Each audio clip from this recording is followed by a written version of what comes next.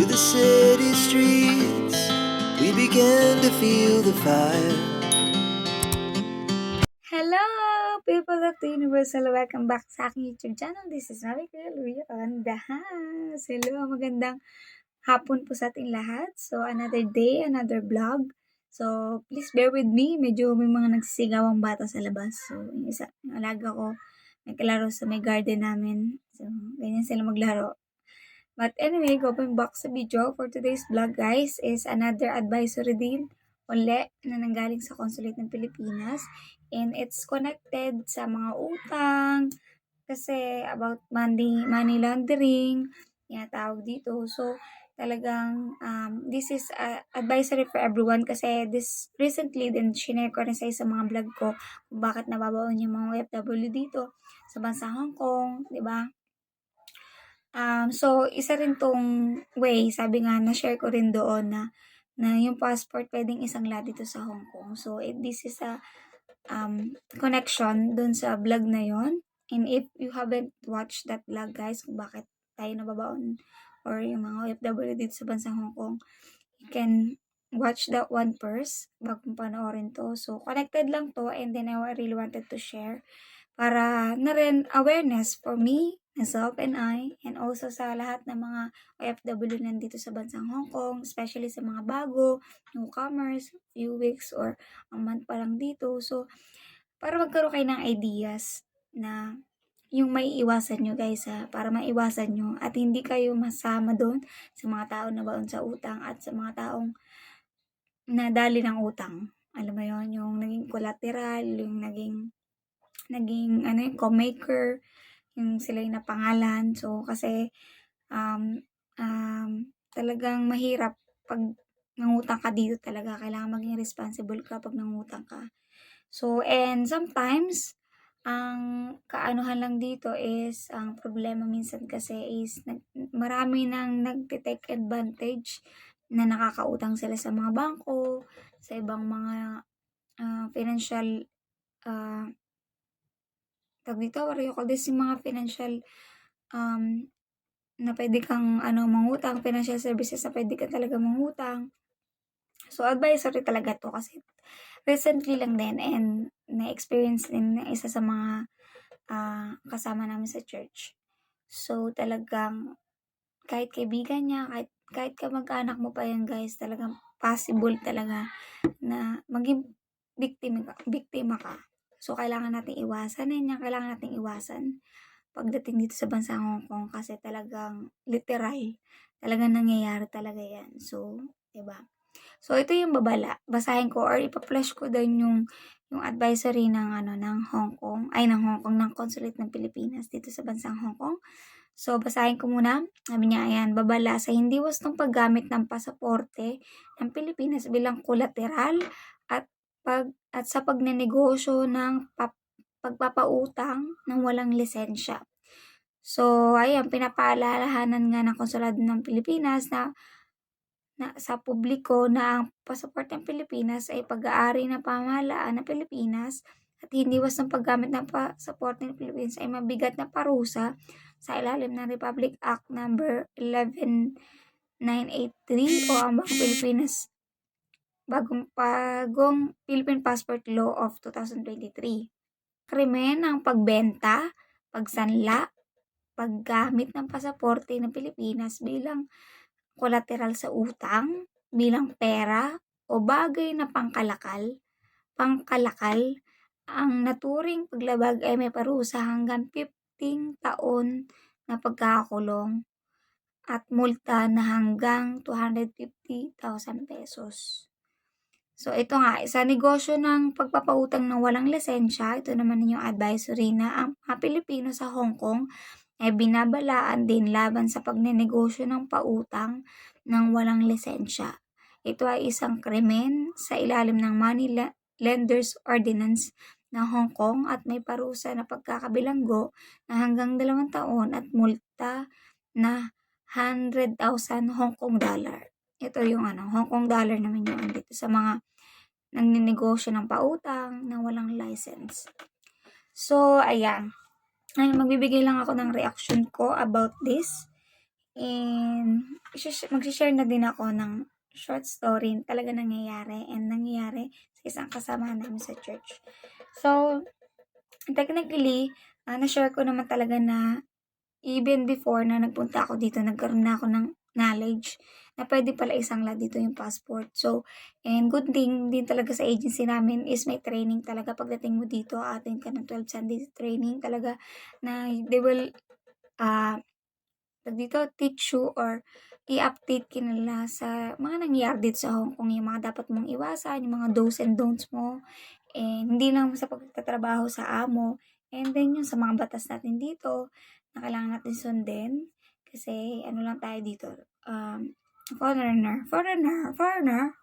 Yun. So, talaga para at least maiwasan natin yung multa kasi medyo malaki yun guys, Hong Kong dollar eh. So, kailangan din maiwasan natin yun talaga. So, anyway, so ayun nga, ang sinishare nga dito, talaga yung passport talaga, hindi talaga siya pwedeng isangla dapat talaga guys. Kasi, ayun nga, may batas yun. Sa bansang Pilipinas, may batas siya na hindi siya for collateral or anything. At actually, kasi 'di ba bilang ito nga meron pa nga dito na bilang collateral sa utang, yun guys. Yun? Bawal din yun. So it means kasi ayun na nga nagagamit talaga sa utang yan na mo, collateral mo yung passport mo para makautang ka. So hindi pwede yun guys. So it's a no. So at least may idea na ako, may idea rin kayo na bawal talaga yun. And then, ayun basta, bawal siya i-exchange as pera.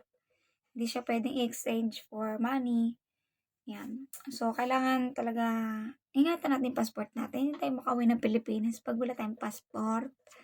Alam mo yon, wala tayong, ay yung ating precious pag dito sa bansang, kahit nasang bansa kayo, ang passport ay napakahalaga dahil hindi ka maka-exit or hindi ka makakapasok sa isang bansa without a passport. So anyway, ayan din yung gusto ko i-share kasi recently din, isa sa mga sisters namin, na siya, na naawa siya sa isa sa kaibigan niya. So, sadly, yung nangyari sa kanya, yung kaibigan niya is hindi na makontak guys. Nowhere to be found. Hindi na siya mahagilap. But, marami na siyang story na ginawa. So, in what we discover, siya pala yung kakalala ko. Yung na-discover niya is hindi lang pala siya yung nautangan, guys. Hindi lang siya yung naghahunting sa taong ito. So, honestly, this one didn't surprise me. I mean, hindi sa nangyari sa kaibigan, sa kakalala ko. But, kasi I heard a lot of stories already about this. Yung ganun scenario. So, talagang kailangan talaga piliin natin yung mga kakaibiganin natin. And also, kahit kaibigan mo na, kailangan, kapain mo din. Kasi itong, yung sa kakilala ko na naka-experience about utang na to, na nawala na sa bula yung tinulungan niya. So, kaibigan niya yun. I mean, long time, long lost friend. Na dito lang sila nagkita uli sa Hong Kong uli. So, talagang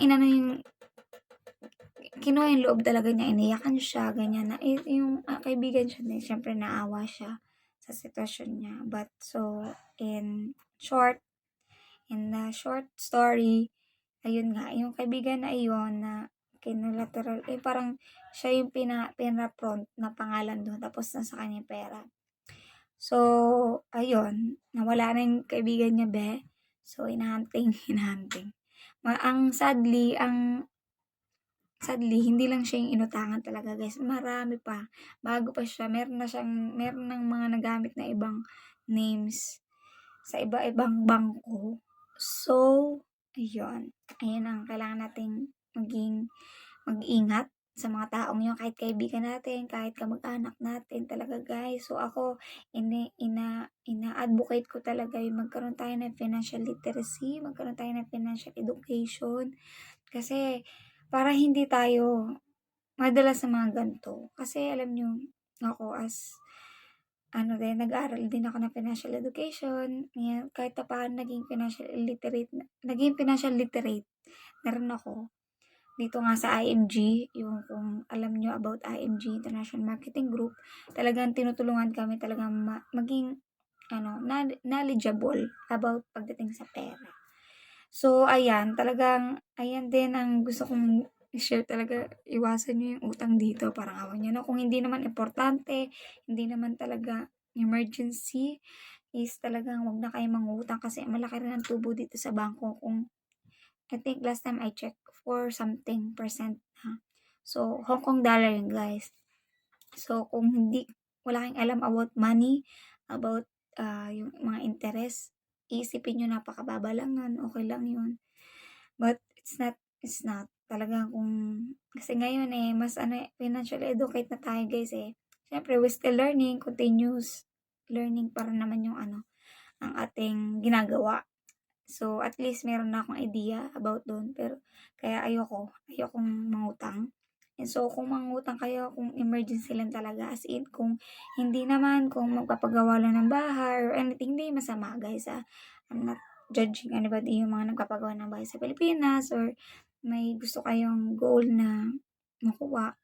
But, as a financial educator din, ay sa akin din, sa sarili ko, and sinishare ko din na kung may gusto kayo is pag-ipunan nyo na lang muna. Kung hindi pa kaya, delay nyo muna. 'Di ba? Ayun yung natutunan ko sa lahat ng mga financial coaches na mga pinapakinggan ko, kung nakikinig kay Chinkitan, 'di ba? Yung mga delay gratification, ayun kailangan nating ma-practice talaga. Kasi tayo minsan impulsive din tayo sa mga decision natin. And sa mga gusto natin, hindi porket nandito tayo, medyo malaki na yung sinasahod natin is ibibili na natin ng mga bagay na akala natin kaya natin. So, for me talaga, ipunin na lang muna natin kung gusto mong magpagawa ng bahay, kung may budget ka, sure. Pero kung kailangan mag-build muna tayo ng emergency fund natin, guys. Huwag muna kayo pumasok sa isang investment or anything na pagkagastusan nyo na wala naman kayong pondo, wala kayong backup. Diba? Kasi in case na magka-emergency kayo, yung pinapatayo nyo, may stop, yung kunyari, yung binabayaran nyo bahay na kinuha nyo is mahahatak din kasi wala na kayong pondo na pag wala kayong trabaho or anything na wala na yung source of income nyo, wala na kayong panghulog doon. So, mahatak. So, sayang yung pera. So, ayun yung gusto kong i-share and basta advisory for us, babala sa atin lahat na wag nyong gamitin yung passport nyo for collateral sa utang. And, ayun, sa mga nagpapautang din dito sa Hong Kong, ay babala din nyo na kung wala kayong license na magpautang ng pera, is huwag nyo nang gawin. Alam ko, still going on. Marami pa rin gumagawa niya kahit may mga babala na. Pero kasi, I guess, kaya nagkakaroon ng gantong advisory this last few months kasi marami nang nabibiktima, guys. So, and alam mo yun sa experience ng kaibigan ko, and praise God na yung amo niya, nakausap niya, tinulungan siya bayaran yung utang. Pero hulugan niya sa mga amo. But guys, ito lang isa yan sa mga dahilan kung bakit nata-terminate ang mga katulong dito sa Hong Kong. Kasi ayaw ng mga utang, ayaw ng mga helper, ayaw ng mga amo yung mga utang, guys. So, medyo sila dyan, medyo tagilid sila sa mga utang. So, hindi lahat ng mga amo makakaintindi sa'yo. Hindi lahat ng amo is talagang tutulungan ka in that case about sa utang. And normally, yung iba pa ita-terminate ka pa nila kasi ayaw nila ng mga ganyan. Ako katulad sa amo ko, yung unang dating ko pa lang dito, may mga agreement kami. Yung mga dapat na hindi ko dapat gawin. Yan, isa yan yung utang. Ayaw nila mangutang ka sa bangko. And yung basta may kontrata, may pinirmahan ako ng mga disagreement namin while working sa bahay nila. So, but so far naman, yung mga iba naman nababali, pero okay na. Pero siguro lang yan, for lang sa kanila, for protection din nila. So, ayun, and talaga ayoko na ng utang, guys. And I hope I'm praying, continue praying, and ayun nga, as a nag-aaral ako dito sa IMG, as part of the IMG, continuous yung learning namin, workshop about sa mga ganyan. Kailangan magkaroon tayo ng financial education, makapag-ipon tayo ng konti-konti, and makapag-invest tayo sa ating mga healthcare, magkaroon tayo ng life protection, makabuild tayo ng emergency fund, and bago tayo pumunta sa investment. And importante, sa akin natutunan ko, kailangan makapag-build ako ng emergency fund ko. And praise God, meron naman akong na-start na aking healthcare, long-term healthcare ko. And yeah, kung gusto niyo matuto guys about financial education, para magkaroon kayo ng knowledge, para makapag-start din kayo makapag-ipon, through IMG guys, tutulungan namin kayo. Tutulungan ako, isa rin ako sa tulungan nila na bago yung mindset ko about savings, about investing, about pera guys. So, nabago talaga. So, kailangan matutunan natin yung abundance formula, yung 10, 20, 70, 10% for God, give back to the God, 20% you need to save something for yourself, and 70% ayun yung panggastos mo. So, ayun, as ako, share ko din sa mga training din namin na yung amo ko is a financial advisor din. So, yung nakita ko sa notes niya talaga na before you spend yung salary mo is kailangan mag-save ka muna bago ka mag-spend. So, kailangan mabago natin yung formula ng spending natin. And yeah, alam ko it won't be easy but discipline and delay gratification is better than yung nganga ka tomorrow. Okay? Ayun lang, gusto ko i-share. Kaya advisory sa ating lahat, ayun yung pinaparating ng Philippine Consulate. And I hope guys na wala namang utang in the name of Jesus. Talaga wag na. Umalis na tayo, umiwas tayo. Kailangan mag-save tayo habang meron tayong extra save para pag may emergency, may magdudukot tayo. So, ayun lang guys, ang sharing ko today. Sabi ko maikli lang to, pero pag chinika ko talaga, marami kasing puatok mo sa isip ko na gusto kong i-share. And yeah, if you want to know about IMG guys, just message me on my Facebook or Messenger or Instagram guys. You can message me. I can help you. I can guide you para maging part ka rin ng IMG at matulungan mo rin yung sarili mo at ang pamilya mo. Ma-share mo yung about financial education. So, ayun guys. Thank you for watching. If you have any question, violent reaction, please comment down below. And if you want to know anything or to ask anything, just comment down below. And para masagot natin yan or makagawa tayo ng video about your question. So, ayun guys, sana okay lang kayo lahat and God bless you guys and I hope to see you guys soon. Yeah, good luck guys. Hey, good luck. Ingat guys. See you in my next vlog. Thank you. Bye.